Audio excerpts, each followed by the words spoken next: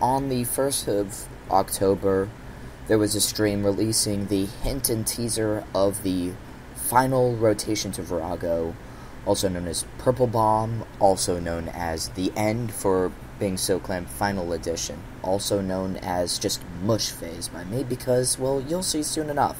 There is some information we do know about the rotation as seen on stream, and I'm going to go through what we have and what tactics seem to be necessary in order to complete it. Now, when you drop down, the first thing that's going to happen is Rago is going to slam down his arms, breaking the entire map into quarter sections. You can be in front of his arms or you cannot, which is not recommended because you are going to receive, starting at 200 damage and receiving 200 more damage, increasing every second or so, until you are finally back in front of Virago's face again. For those in front of Virago, he is going to move his left arm, opening up the next quarter of the dungeon cave, and you have to move into that area before you get right arm whiplashing forward. If you are late to the new quarter of the cave, you are going to get hit for 1500 damage. And this is going to go on until you access the Purple Bomb, which is the next point. The goal of this is to endure until you hit the 10 seconds after the Purple Bomb. Once Rago has rotated his 3 times in order to bring the players towards the Purple Bomb, you'll have 10 seconds where you are a target of the said bombs, 2 of each. Here's where we get into a bit of the unknown. We don't know if with more players, are there going to be 2 times the number of players, or is there a limit cap on the number of bombs? And they do act like normal. For example, as you see, one of the players gets hit by a red bomb, and it will have the area damage to the other players around him. So, do you wait for that final moment? And the answer is no. There are multiple tactics we already see that are possible.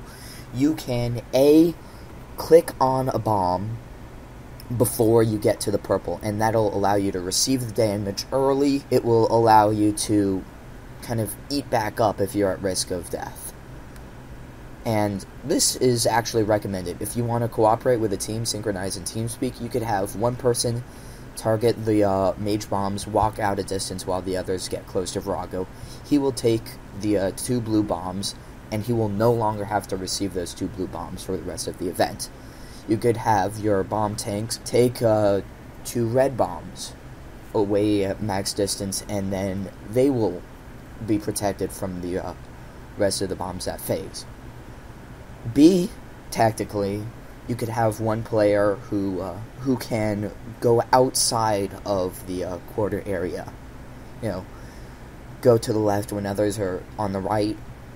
Clock those bombs if you have so many people that disorganization is inevitable and you can't scatter effectively. This might also be a necessary tactic for hard mode, but we'll get onto that later.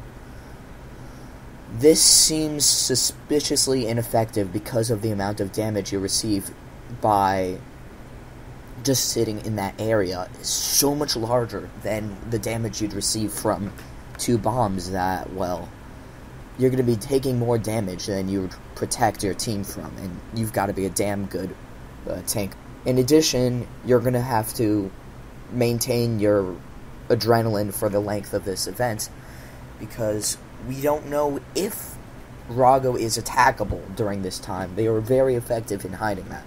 So, we have the rotating Virago, moving from the first quarter to the last quarter of the room, at which point bombs will drop in sets of 2 at each player, and you're going to have to scatter to prevent excessive damage. We have bombs that you can trigger early by clicking on them twice, and that will allow you to take a damage early and scatter from the rest of your team, protecting them. Third, there's the question of how much damage we can do to Virago during this rotation. We know that after the end of the bomb drop, as you can track with the timer, he will go into reflect mode, which means it seems to be, this could work like team split rotation, where damage is impossible, but it's a rotation that has to be endured, and Purple Bomb rotation could be the longest stall special attack of Virago so far. You can still attack him during the ceiling. You can still build up adrenaline during Scopulus Week. We've yet to have something that could possibly prevent adrenaline growth while preventing damage to Virago for so long. And personally, I'm hoping it doesn't work out like this in the end, that we can't fight Virago, as unlikely as that may be. Now, there are a few last points.